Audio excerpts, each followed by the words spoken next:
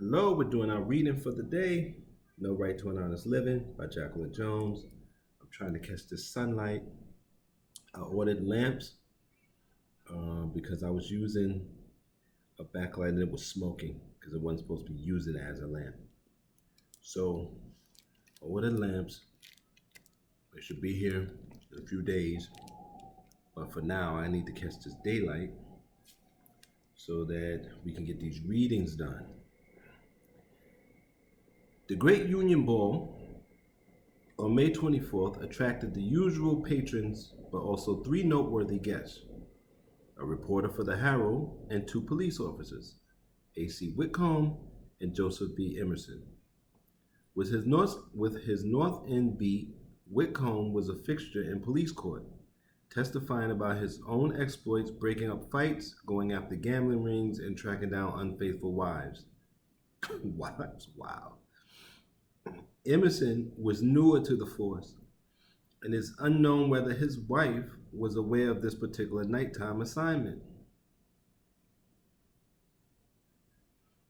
The Herald story highlighted the mixed races on the light fantastic too, and provided an elaborate description of Clash's gorgeous establishment in keeping with Hall's grandiose aspirations. The furnishings included a U.S. flag and an American eagle. Patrons enjoyed beer and mineral water along with hard-boiled eggs, donuts, cake, mince pie, baked beans, cold chicken, lobster salad, and sausage. A small orchestra with Clash playing the bass viola entertained the boisterous crowd. Have a lot of talented people. We always had a lot of talented people. Um, I wondered how many white women went and had babies that came out light enough to pass and stay with their white husbands, but had really was black fathers. Probably was a lot. Praising their host Mingle's suavity and energy, the reporter noted that no class, color, or condition was excluded from the hall, and that Clash had extended a standing invitation to members of the city government who could attend for free. Corruption. The assemblage included a miscellaneous crowd consisting of sailors, shippers of vessels, mates, butchers, Negroes, drovers, respectable storekeepers, city officials, policemen, and thieves and garroters, making it a true Boston institution. The reporter made fun of the women present, their elaborate hairdos bedecked with ribbons, their fox-skin furs and hoop skirts. These dark-complexioned females sporting flashy silks. The ill-fitting dresses suggested that the current wearers were not their original owners. Readers could ascertain the skin color of quarreling antagonists by the fact that blacks invariably spoke in dialect. One of the women recognized Whitcomb and alerted the others to his presence. Bishop Whitcomb in the hall, she called out in a jolly way. The reporter concluded that Clash was a remarkably self-possessed individual with an eye like a peeled onion for the main chance. And more main chances were yet to come, for the simple reason that the demand for his services, salacious or otherwise, was infinite, and appreciation of a good fiddler near universal. Clash's dance hall testified to both the business savvy of its owner and the thoroughly integrated nature of the underground commons at night.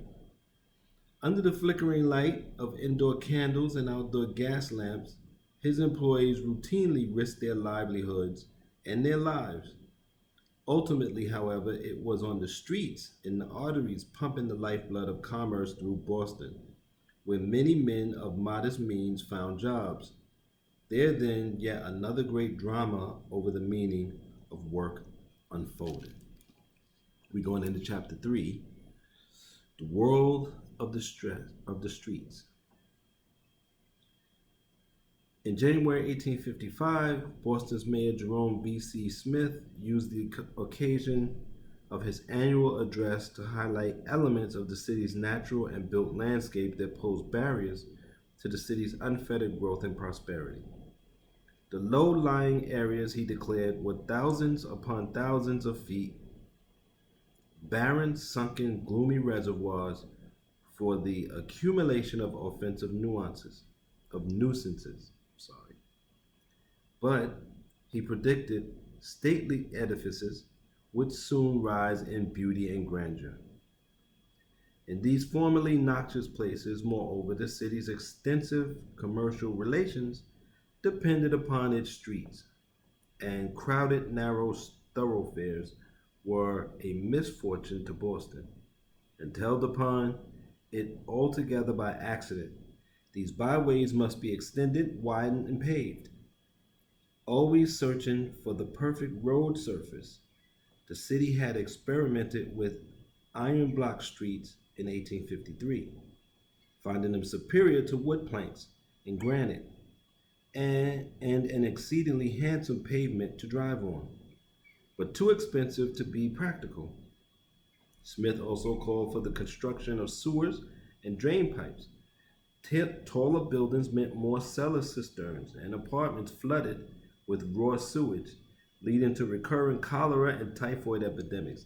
I could see some of that stuff coming back. It's a lot of flooding sometimes, especially where I'm at, but all over New York. A lot in Queens gets a lot of flooding. But with all the building, you're going to see more flooding in general. Where are we? Backed by the anti-immigrant know-nothings, Smith took care in his address to laud the benevolence, foresight, and free spirit of our ancestors that had made the city great. Now the city council must confront the natural landscape and improve the primitive infrastructure that was the legacy of colonial settlement. Man, we right at that point too. We have our infrastructure fall apart just from neglect, and the colonial powers are now the imperial powers, and they just let the empire go. The stern policy pronouncements of city authorities hardly conveyed the carnivalesque whirl of the Boston streets, with brightly colored signboards set against red brick and white stone buildings, with green trim and silvery doorknobs. Colorful flags and pennants adorned various structures at the top of the Telegraph Hill. On a normal weekday, wharf workers sang as they unloaded cargo, and hawkers shout out the delectability of their wares. Pedestrians, as well as conveyances of various sizes and levels of mechanical sophistication, rushed to their destinations. The streets formed a stage, and upon it a continuous enactment of white supremacism. The black workers, visible emblems of their own diminished opportunities. In the 1850s, Boston was a city on the move, literally. Workers demolished small buildings to make way for big ones, dragged wooden houses down the street or across the river to make way for brick ones, flattened and enlarged the neck, a thin silver of land linking the city to its western suburbs. By removing immense amounts of mud and sludge from the swampy areas, cut down hills and transported the dirt to low-lying areas, to increase the city's landmass, extended the wharfs farther into the harbor, laid pipes for the city's water supply, built bridges connecting the city to its northern suburbs across the Charles River, and constructed seawalls, sidewalks, sewers, and new streets. When Back Bay was filled in, the city grew by 450 acres. The city also created impossible institutions emblematic of the Commonwealth, public schools, hospitals, jails, a juvenile reformatory, an almshouse, and a public library. Taxpayers paid nearly all for all these public improvements and for the upkeep of the common and public garden and other city parks.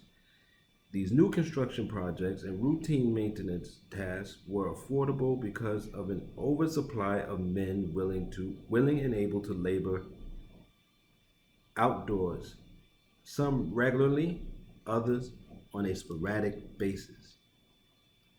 The vagaries of New England weather, however, meant that few could work more than 20 days a month and at a stretch, even in the best of times. I don't know, some of these working conditions like this seem to be coming back. But only we're not working the drudgery like that. We have apps. I work for apps just like I work here, reading to you. I have other apps that I teach on, and all my money comes from apps and government subsidy, which is owed me because of the way we were treated here. See, this is the one thing you have to understand. This book is good because it teaches you what you've been through, right? And the systems and how they're treating you. You're not out of work all the time because you are doing something wrong or you can't get along. You're meant to be unstable. And black women have had a nice run, but now they're throwing them out too. So we all in this together. You know, they just laid off 100,000 black women. I wonder how long they're gonna keep talking about high value. Well, I guess you're gonna really need a high value man, huh? If you're unemployed. Now I know black people who are building businesses, so they don't make profit, but we're around, we're doing the best we can with what we have. And eventually we're going to probably start getting grants and contracts. I've been trying to get grants for a while. But this is what it means now to be in business. Running around, struggling, hustling. And we'll see how it all ends up. We'll see. Until next time, remember to use this information in your life, and I hope that you stay safe because it's a mad, mad world out there.